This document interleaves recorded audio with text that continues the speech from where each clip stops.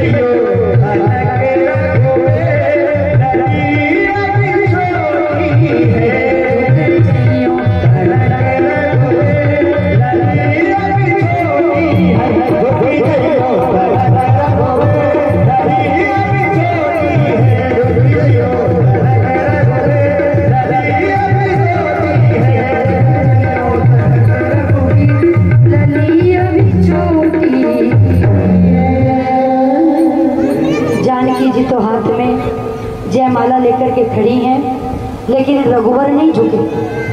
अब तो ये सखियां सेनापति के पास में गई, बोली सेनापति जी जरा आप ही कहिए ना रघुवर से थोड़ा झुक जाएं। सेनापति ने इशारा किया, क्योंकि सेनापति जी के लिए तो जानकी पुत्री के समान है। बोले रघुवर थोड़ा झुक जाओ ना। राम जी ने देखा ही नहीं, क्यों? राम जी को तो झुकना ही नहीं है। अब सेनापति जी ने सोचा क्या करें। बोले ऐसा करते हैं इनके गुरु जी के पास चलते हैं, जब गुरु जी कहेंगे तो शिष्य को झुकना ही पड़ेगा। सेनापति जी गए विश्वामित्र जी के पास में, बोले गुरुवर थोड़ा कहिए ना अपने चेलवा से जरा झुक जा। गुरु जी बोले कि मेरा काम था धनुष तुड़वाने का, वो मैंने अपने चेला से तुड़वा दिया।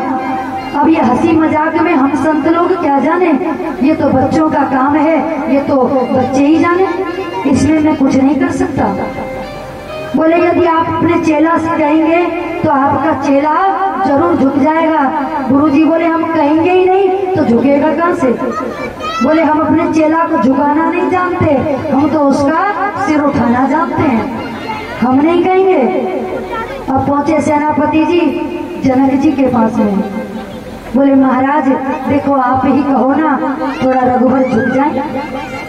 हाथ जोड़ लिए जनक जी ने, बोले रघुकुल कमल दिवाकर को अपने दरवाजे पर बुला करके और मैं अपने दामाद से झुकने के लिए कहूँ, ऐसा कभी नहीं हो सकता। बोले जिनके लिए मैंने अपनी बेटी ब्याही, जिनके लिए मैं अपनी बेटी का कन्यादान करूंगा, उस कमल दिवाकर से मैं ये कहूँ कि आप मेरी बेटी के सामने झुक जाओ। बोले मैं ऐसा कभी नहीं कर सकता। क्यों? क्योंकि रामचरितमानस में तो बात बात पर मर्यादा है। अब तो जनक जी ने भी मना कर दिया। इधर जानकी जी बेचारी कब से माला लेकर के खड़ी है, लेकिन राम जी झुकते ही नहीं है। सखियों ने सोचा अब करें तो करें क्या। सखियां पहुंच गई लक्ष्मण जी के पास में, बोले अब तो केवल आपका ही सहारा है, अब तो आप ही कुछ कर सकते हो। बोले थोड़ा कहो ना अपने भैया राम से जरा झुक जाएं, हमारी जानकी कब से जयमाला लेकर के खड़ी है। लक्ष्मण जी ने कहा कि मैं छोटा भाई हूँ और वो मेरे बड़े भाई हैं, और छोटा भाई बड़े भाई से झुकने के लिए नहीं कह सकता। बोले तो ऐसे तो चाहे 4 दिन बीत जाएं, हमारी जानकी तो खड़ी रहेगी। क्यों? तुम्हारे भैया राम झुकेंगे नहीं और हमारी जानकी माला पहना नहीं सकती। बोले ठीक है मैं कुछ करता हूँ।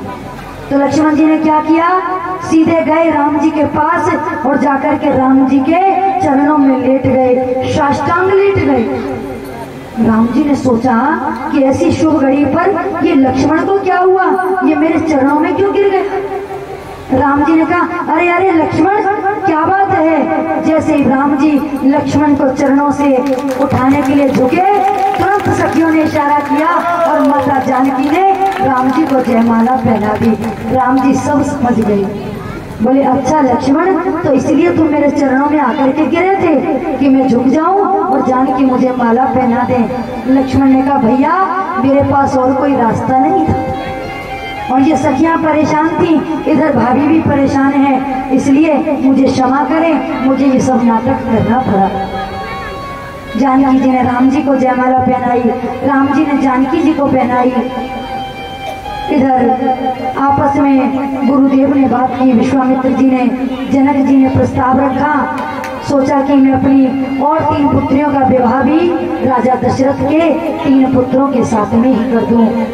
तो इधर अयोध्या में सूचना भेजी गई, राजा दशरथ बारात लेकर के आए और भरत और शत्रुघ्न को भी साथ में लेकर के आए। बड़ी धूमधाम से 4 पुत्रियों का विवाह दशरथ जी के 4 पुत्रों के साथ में संपन्न हुआ। श्री जानकी जी का विवाह परात्पर अखिलेश्वर श्री राम जी से हुआ। उर्मिला का विवाह भरतलाल जी से हुआ। उर्मिला का विवाह लक्ष्मण जी के साथ में हुआ। मांडवी का विवाह भरतलाल जी से हुआ और श्रुत कीर्ति का विवाह शत्रुघ्न जी के साथ में संपन्न हुआ।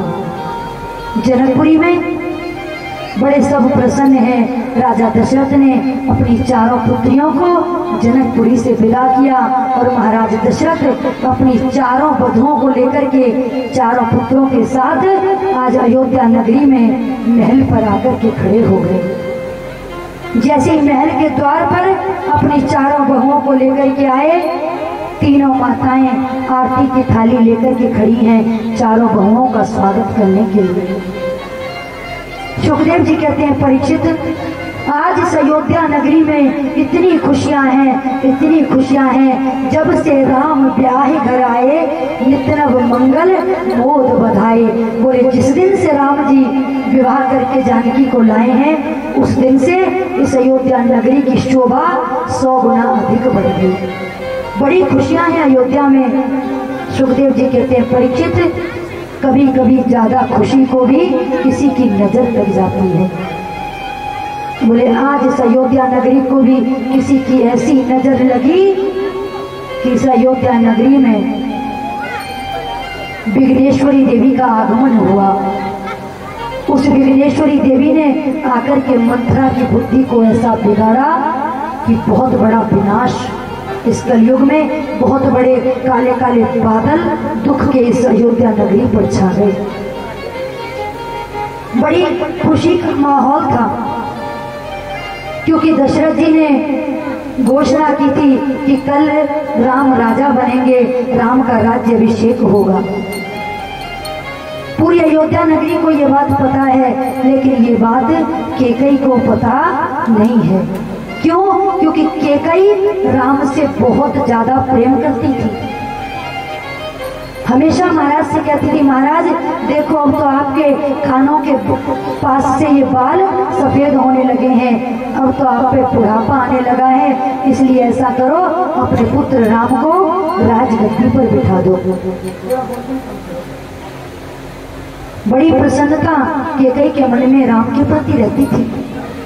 तो महाराज दशरथ ने सोचा कि जब पूरी तैयारी हो जाएंगी, ये अयोध्या नगरी दुल्हन की तरह सज जाएगी, सारी तैयारियां होने के बाद मैं स्वयं जाकर के कैकेयी को बताऊंगा कि कैकेयी तुम कहती थी कि हमारा पुत्र राम कब राजा बनेगा।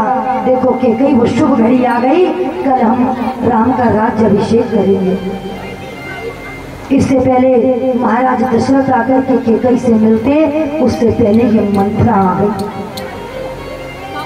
मंथरा ने आकर के कहा, महारानी तुमको कुछ पता भी है कि इस अयोध्या में क्या चल रहा है?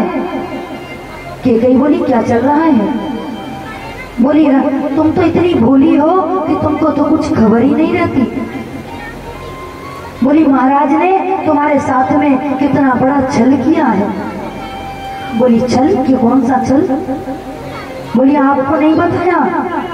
कल महारानी कौशल्या के पुत्र राम राजा बनने वाले हैं, कल राम का राज्य अभिषेक होगा। कैकेयी ने कहा, अरे पगली, तूने तो मुझे इतनी शुभ सूचना सुनाई, इतना शुभ समाचार दिया, इस समाचार के बदले कैकेयी, इस समाचार के बदले मंथरा, तू मुझसे जो कुछ भी मांगना चाहे मैं आज तुझको वही देने के लिए तैयार हूँ। क्यों?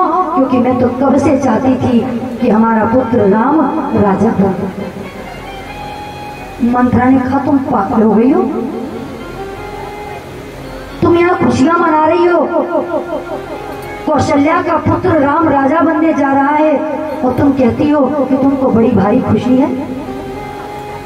बोले, हाँ इसमें खुशी की तो बात है ही, क्योंकि राम मुझसे बहुत प्रेम करता है, दीदी कौशल्या भी मुझसे बहुत प्रेम करती हैं। तो आज मंथरा कैकेयी को उल्टी पट्टी पढ़ा रही है और क्या कहती है मंथरा? बोली, ये प्रेम केवल तब तक का है जब तक महारानी कौशल्या का पुत्र राम राजा नहीं बन जाता। जैसे ही उनका पुत्र राम राजा बना, फिर इस महल में तुमको कोई नहीं पूछेगा। क्यों? क्योंकि कौशल्या राजमाता हो जाएंगी। फिर तो महाराज भी तुमको नहीं पूछेंगे, फिर तो हर बात के लिए महाराज कौशल्या को पूछेंगे। इसलिए है कैकेयी, अभी भी समय है, जागो, मेरी बात मानो, कुछ करो, नहीं तो तुम बहुत पछताओगे। केकई ने कहा कि प्रातः काल कल राम का राज्य अभिषेक होने वाला है, केवल ये रात्रि बीच में बची है, अब मैं क्या कर सकती हूँ। बोली मैं तो ये चाहती हूँ कि तुम्हारा पुत्र भरत अयोध्या का राजा बने और तुम इस अयोध्या की राजमाता बनो। केकई ने कहा वो तो ठीक है, लेकिन अब कुछ नहीं हो सकता। बोली हाँ भाई, अभी तो पूरी रात बाकी पड़ी है, अभी तो कुछ भी हो सकता है, अभी तो पूरा पासा बदला जा सकता है। केकई ने कहा वो कैसे। बोली ऐसा करो, तुम अभी कोप भवन में चली जाओ और महाराज जब तुमको मनाने के लिए आएंगे तो महाराज से कहना कि तुम्हारे जो 2 वरदान महाराज दशरथ के पास में उधारे हैं ना, तुम उन 2 वरदानों को मांग लेना। बोली मैं क्या वरदान मांगू। बोले तुम वरदान मांगना, पहला वरदान मांगना कि राम की जगह मेरा पुत्र भरत राजा बने, और दूसरा वरदान मांगना कि राम 14 वर्ष के लिए वनवास चला जाए। अब तो केकई की समझ में सारी बात बिल्कुल ठीक तरीके से बैठ गई।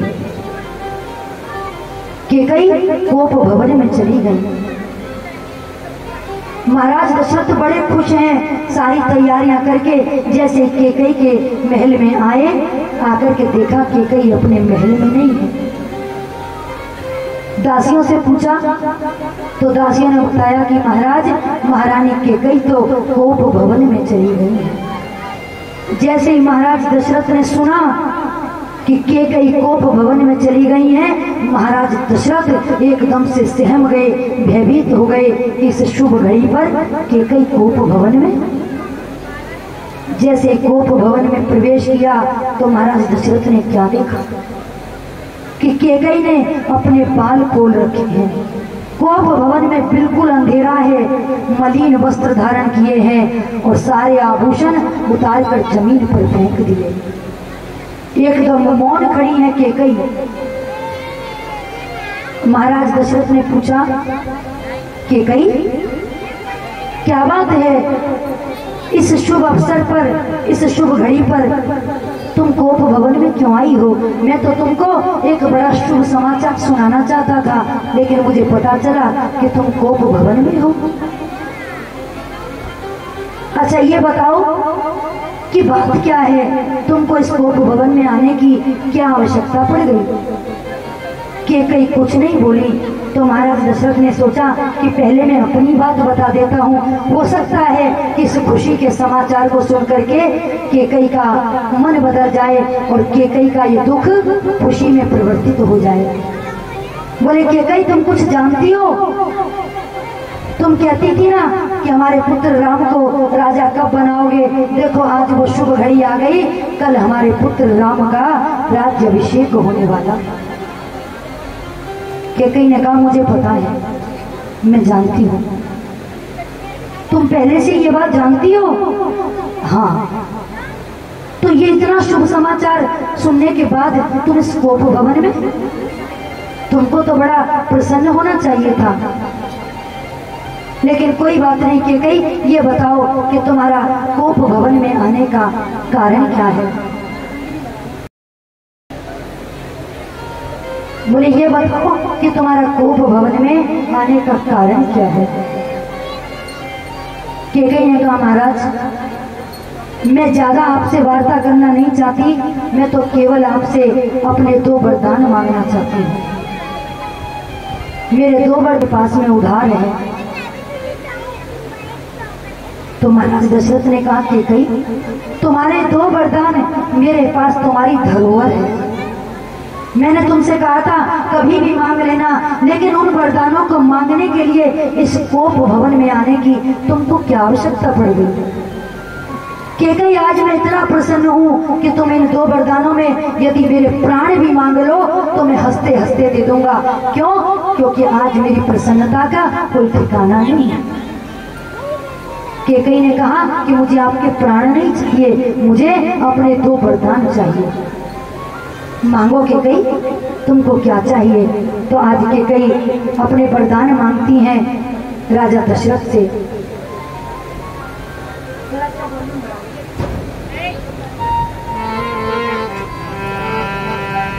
सुनहु प्राण प्रिय भागवत जी का, सुनहु प्राण प्रिय भागवत जी का, सुनहु प्राण प्रिय भागवत जी का, सुनहु प्राण प्रिय भागवत जी का।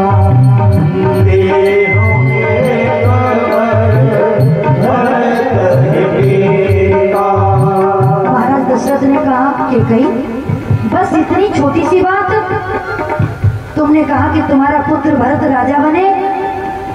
कि कहीं मैं भरत की सौगंध खा करके कहता हूँ कि मैंने अपने पुत्र राम और भरत में कभी कोई अंतर नहीं समझा, इसलिए मुझे तुम्हारी बात स्वीकार है।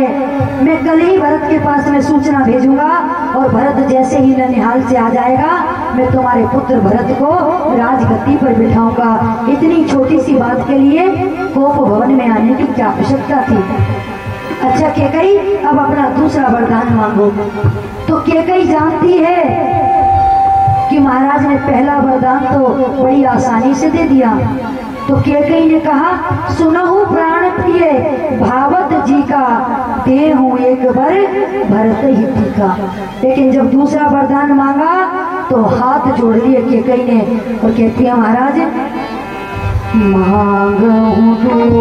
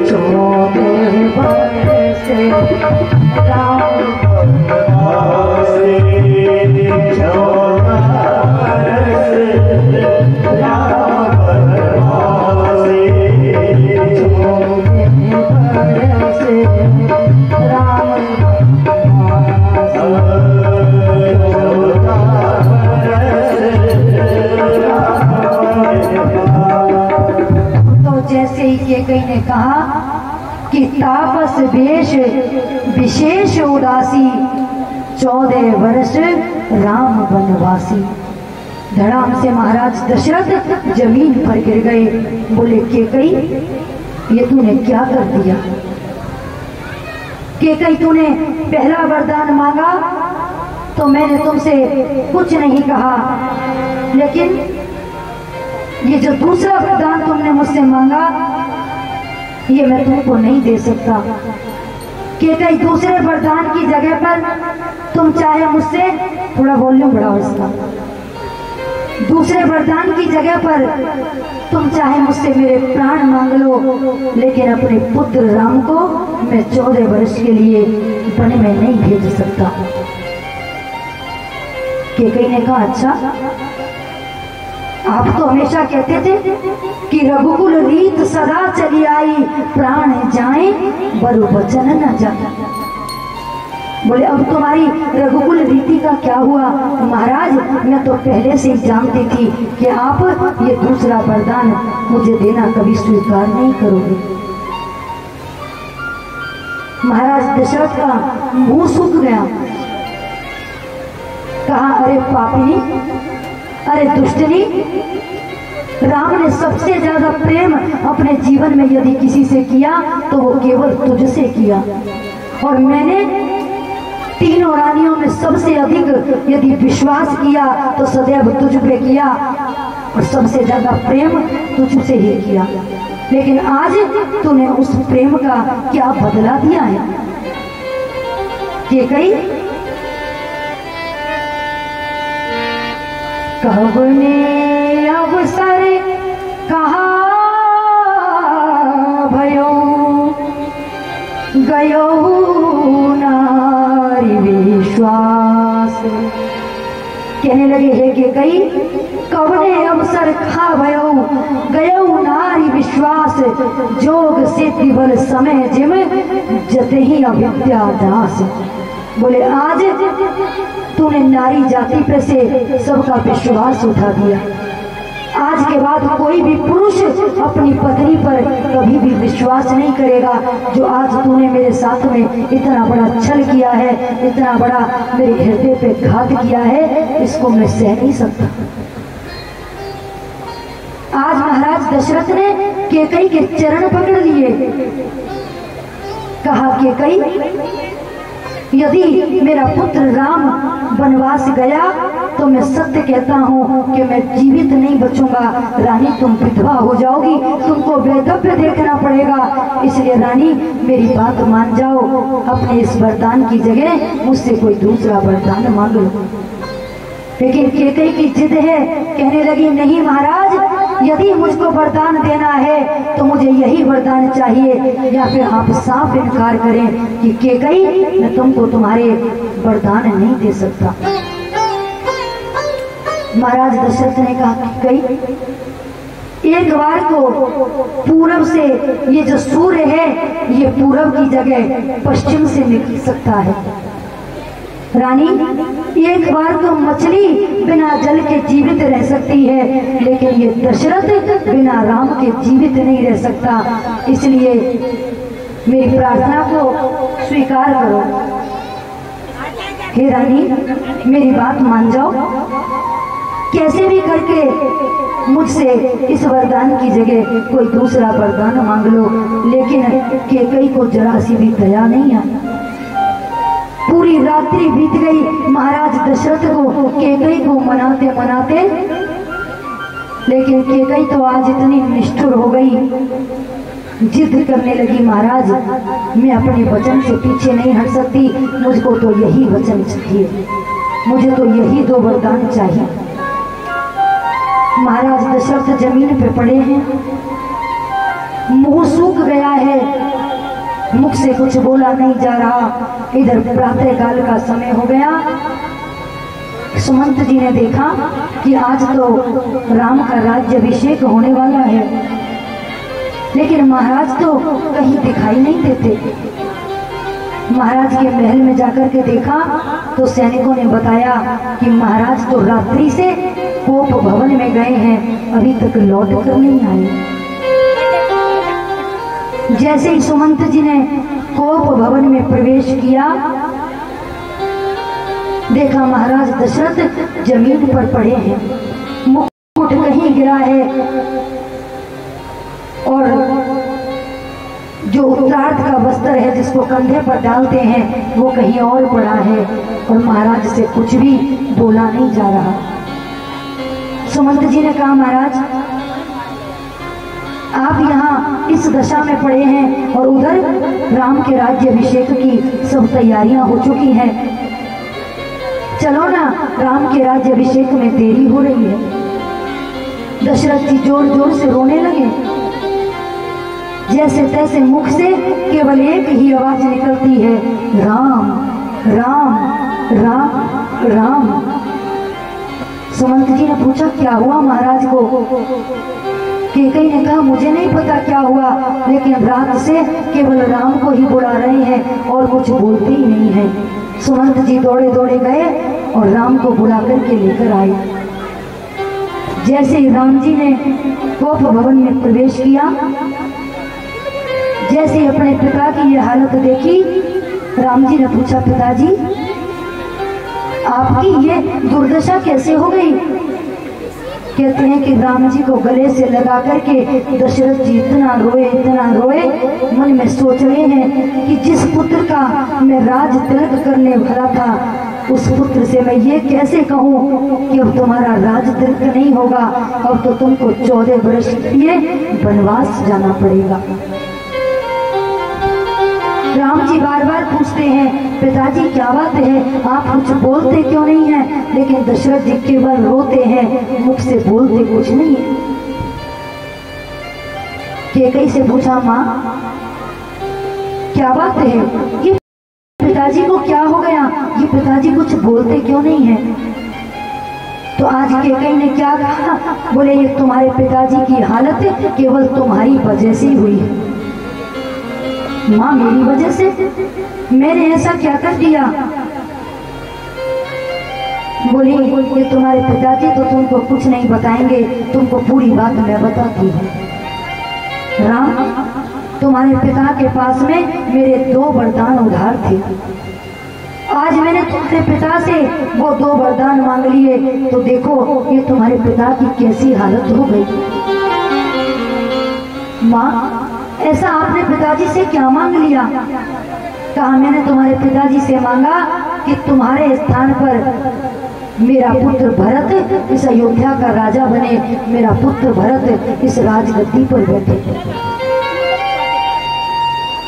राम जी ने कहा पिताजी इतनी छोटी सी बात के लिए आपकी ये हालत हो गई? अरे मैं राजा बनूं या मेरा छोटा भाई भरत राजा बने, इस बात से क्या फर्क पड़ता है? और वो भरत तो मुझको प्राणों से भी अधिक प्रिय है। पिताजी आप शांत हो जाइए, मेरे स्थान पर मेरा छोटा भाई भरत ही इस अयोध्या का राजा बनेगा। कैकेयी ने कहा पहले दूसरी बात तो सुन लो। दूसरा वरदान तुम्हारे पिता से मैंने ये मांगा कि तापस वेश विशेष उदासी 14 वर्ष राम वनवासी। राम जी समझ गए कि माता ने मेरे लिए जो वनवास मांगा, इस बात को पिताजी सहन नहीं कर सके।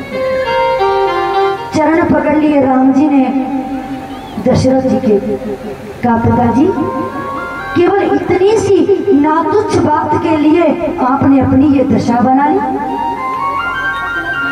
मेरी माँ ने मेरे लिए 14 वर्ष का वनवास मांगा, तो आप दुखी क्यों हो गए? पिताजी आपके वचन की लाज रखने के लिए तो 14 वर्ष तो क्या, मैं पूरा जीवन भी यदि मुझे वन में बिताना पड़े तो आपके पुत्र राम को कोई कष्ट नहीं होगा। मैं अपने पिता के वचन को पूर्ण करने के लिए कुछ भी कर सकता हूँ। पिताजी आप आदेश कीजिए, मैं प्रातः काल होते ही 14 वर्ष के लिए वन में चला जाऊंगा। दशरथ जी ने राम जी को अंक में भर लिया, बार बार रुदन करते हैं, कुछ कहना चाहते हैं, लेकिन ये कंठ इतना अवरुद्ध हो चुका है कि एक शब्द भी राम से कह नहीं पा रहे हैं। इधर कैकेयी ने स्पष्ट रूप से कह दिया कि महाराज यदि प्रातः काल होते ही ये राम मुनि का भेष धारण करके वन के लिए नहीं गया, तो इधर मेरा तो मरना होगा और आपके इस रघुकुल पे कलंक लग जाएगा, इधर आपका अपयश होगा कि देखो महाराज दशरथ अपना दिया हुआ वचन पूरा नहीं कर पाए, इसलिए कैकेयी ने आत्महत्या कर ली। अब आप ही सोच लीजिए महाराज कि आपको रघुकुल की ये रीति प्यारी है या रघुकुल पर कलंक लगाना चाहते हैं। महाराज दशरथ अंदर से इतना टूट चुके हैं, कहते हैं देखो आज इस कैकेयी की बुद्धि को क्या हो गया है। राम जी ने कहा पिताजी आप एक पल के लिए भी चिंतित ना करें, मैं आपके वचन की लाज जरूर रखूंगा। मैं प्रातःकाल वन के लिए मुनि का भेष धारण करके प्रस्थान कर जाऊंगा। जैसे प्रातःकाल हुई, राम जी मुनि का भेष धारण करके, जानकी जी ने कहा कि मैं भी आपके साथ चलूंगी। लक्ष्मण जी बोले मैं भी आपके साथ चलूंगा। तो राम जी मुनि का वेश धारण करके महाराज दशरथ से आज्ञा लेने के लिए आए हैं कि पिताजी मैं 14 वर्ष के लिए वनवास जा रहा हूँ। सुखदेव जी कहते हैं परीक्षित ऐसा पुत्र न पहले कभी इस संसार में हुआ, न भविष्य में कभी ऐसा होगा जो अपनी सौतेली माँ के वचन को पूरा करने के लिए 14 वर्ष के लिए वन में चल दिया। सुमंत जी को समझाया दशरथ जी ने, बोले हे सुमंत तुम रथ में बिठा करके राम को लेकर के जाओ और रास्ते में राम को समझाना कैसे भी करके मेरे राम को वापस लौटा लाना। अगर मेरा राम वापस नहीं आया तो ये दशरथ जीवित नहीं बचेगा। और हे सुमंत एक बार को यदि मेरा राम वापस ना भी आए, मेरा लक्ष्मण वापस ना भी आए तो मेरी जानकी को जरूर वापस लौटा लाना। क्यों? क्योंकि जिस समय में जानकी को जनकपुरी से विदा करा के लाया था उस समय मैंने जनक महाराज को वचन दिया था कि हे जनक जी आज के बाद ये जानकी आपकी पुत्री नहीं, आज के बाद ये जानकी राजा दशरथ की पुत्री है। इसको मेरी अयोध्या में कभी जीवन में कोई कष्ट नहीं होगा, इस बात का मैं आपको वचन देता हूँ। लेकिन आज वो प्यारी जानकी, वो दुलारी जानकी 14 वर्ष के लिए मेरे पुत्र राम के साथ वन में जा रही है। कोई मेरी जानकी को रोको, मैं राजा जनक को क्या मुंह दिखाऊंगा, मैं जनक से क्या कहूंगा कि मैं तुम्हारी पुत्री को अपने महल में रोक नहीं पाया, मैं उसको रख नहीं पाया, मैंने उसको भी 14 वर्ष का वनवास दे दिया। सुमंत जी रास्ते में गए, खूब समझाया राम जी को, लेकिन राम ने एक बार जो कह दिया सो कह दिया। जो बात राम जी के मुख से निकल गई फिर राम जी कभी उस बात से पीछे नहीं हटे। राम जी ने कहा कि मैं अब लौटकर के अवध नहीं जा सकता। सभी अयोध्यावासी भी राम जी के साथ में आए, लेकिन तमसा नदी के किनारे सभी अयोध्यावासियों को सोता हुआ छोड़कर राम जी आगे प्रस्थान कर गए। सुमंत जी नदी के किनारे खड़े हैं, बार बार प्रार्थना करते हैं राम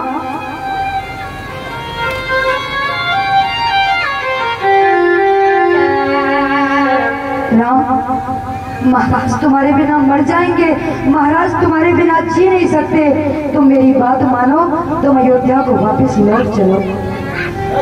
लेकिन विशेष रूप से प्रार्थना करके आज राम जी ने सुमंत जी को भी वापस लौटा दिया। आज 6 दिन में सुमंत जी लौट करके आए। महाराज दशरथ एक एक पल इंतजार कर रहे हैं कि मेरा राम कब लौट करके आए। जैसे सुमंत जी को देखा, इशारे से पूछा क्या हुआ। सुमंत जी ने गर्दन को हिला दिया, महाराज राम लौट कर नहीं आए।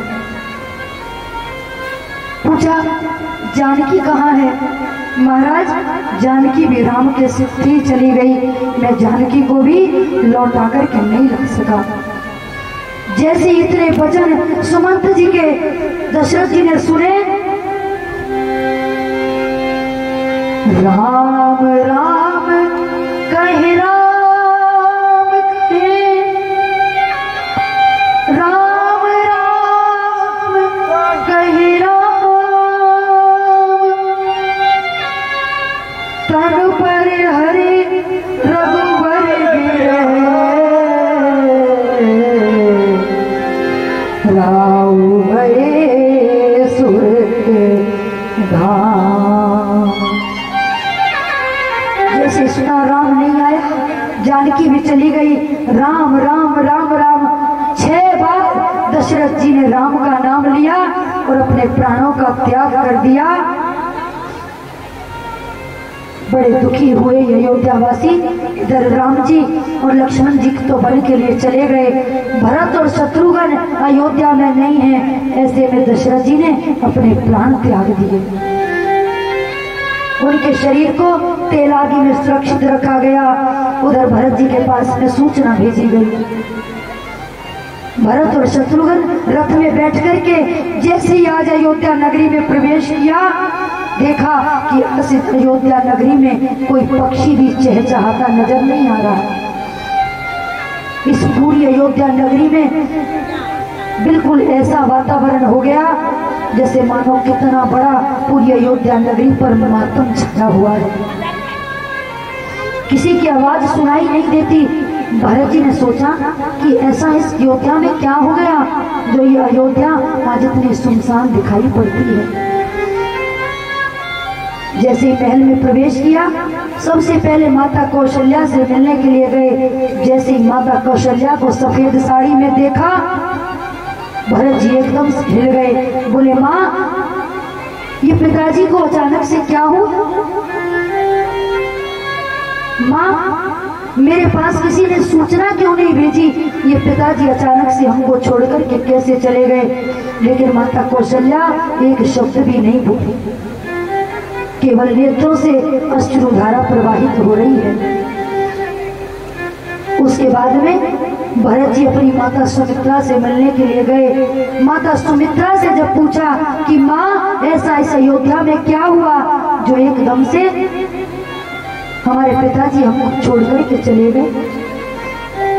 और माँ, भैया राम कहाँ है? भैया राम कहीं मुझको दिखाई क्यों नहीं देते? भाभी कहाँ है? मेरा भाई लक्ष्मण कहाँ है? ये सब मुझको दिखाई क्यों नहीं दे रहे हैं? माँ, मेरा जी घबरा रहा है, जल्दी से बताओ कि मेरे पीछे से यहाँ इस महल में क्या हुआ? तो माता सुमित्रा ने पूरी बात भरत जी को बताई कि भरत, तुम्हारी माता कैकेयी ने महाराज दशरथ से तो वरदान मांग लिए, जिसकी वजह से महाराज दशरथ हम सबको छोड़ करके चले गए। और भैया राम, भाभी कहाँ है? लक्ष्मण कहाँ है? बोले, वो तो तीनों 14 वर्ष के लिए वन में चले गए। बस इतना भरत जी ने सुना। भरत जी सीधे कैकेयी के महल में प्रवेश कर गए। कैकेयी को प्रणाम नहीं किया, सीधे जाकर कैकेयी से पूछा, हे पापिनी, हे दुष्टनी, तेरी इस जीभ में कीड़े नहीं पड़े? तेरी ये जीभ जल क्यों नहीं गई जब तूने मेरे भैया राम के लिए 14 वर्ष का वनवास मांगा? तेरे प्राण क्यों नहीं निकल गए? तू मर क्यों नहीं गई जब तूने मेरे भैया राम के लिए 14 वर्ष का वनवास मांग लिया? कैकेयी कहती है, पुत्र मेरी बात तो सुनो। भरत जी ने कहा कि कैकेयी, आज के बाद मैं अपने पिता की सौगंध खा करके कहता हूँ कि आज से तू मेरी माता नहीं और मैं तेरा पुत्र नहीं। आज से ये माता और पुत्र के संबंध को मैं यहीं खत्म करता हूँ। और आज के बाद हे कैकेयी, मैं पूरे जीवन में कभी तेरी सूरत नहीं देखूंगा। तुझको माता कहकर के बुलाना तो बहुत दूसरी बात है, बहुत बड़ी बात है। ऐसा वर्णन आता है कि भरत जी ने अपनी माता कैकेयी से ऐसे वचन कहे जो वचन आज तक किसी पुत्र ने अपनी माता से नहीं कहे होंगे। भरत जी कहते हैं कि मेरी तो ये समझ में नहीं आता कि मैं उस विधाता का शुक्रिया अदा करूं या मैं अपने आप को कोसूं कि मैंने ऐसी नीच माता की कोख से जन्म लिया है। ऐसी नीच माता की कोख से मेरा जन्म ही क्यों हुआ? लेकिन शुक्रिया तो इसलिए अदा करता हूँ कि मुझे राम जैसा भाई मिला। इतना कहकर के बड़े दुखी होते हैं भरत जी और कहते हैं, मैया ये तूने क्या कर दिया? मैयारी तेने कहा ठानी मन में, राम सिया भेज दिए बन।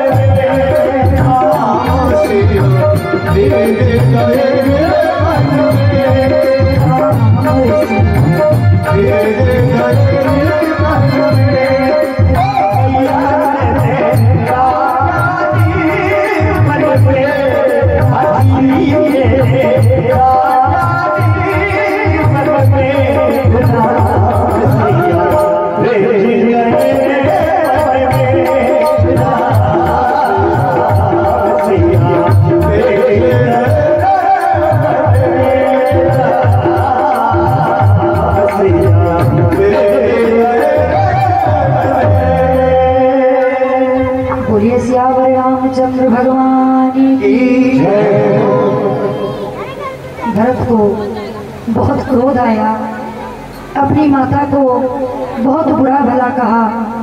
इधर राम जी तो सभी अयोध्या वासियों को छोड़ करके वन के लिए चले ही गए। श्रृंगबेरपुर में मेरे रघुवर का पदार्पण हुआ। निषाद राज गुहू से रात्रि भर वार्ता हुई। प्रातः होते ही केवट ने रघुवर को गंगा पार किया। जानकी जी ने उस केवट को मुद्रिका दी, लेकिन उस केवट ने वो मुद्रिका स्वीकार नहीं की। इधर मेरे राम जी थोड़ा और आगे बढ़े। भरत जी राम जी को मनाने के लिए गए, लौटा कर लाने का बहुत प्रयास किया, लेकिन भरत जी राम जी को लौटा करके नहीं ला सके। लेकिन जो राम जी ने अपने चरणों में खड़ाऊ पहनी थी, उन चरण पादुका को भरत जी महाराज लेकर के आए और लाकर के राजगद्दी पर राम जी की चरण पादुका रखी और उन चरण पादुका की पूजा करते हैं। सुखदेव जी कहते हैं, परीक्षित 14 वर्ष तक अयोध्या नगरी में किसी ने पैरों में जूते चप्पल नहीं पहने।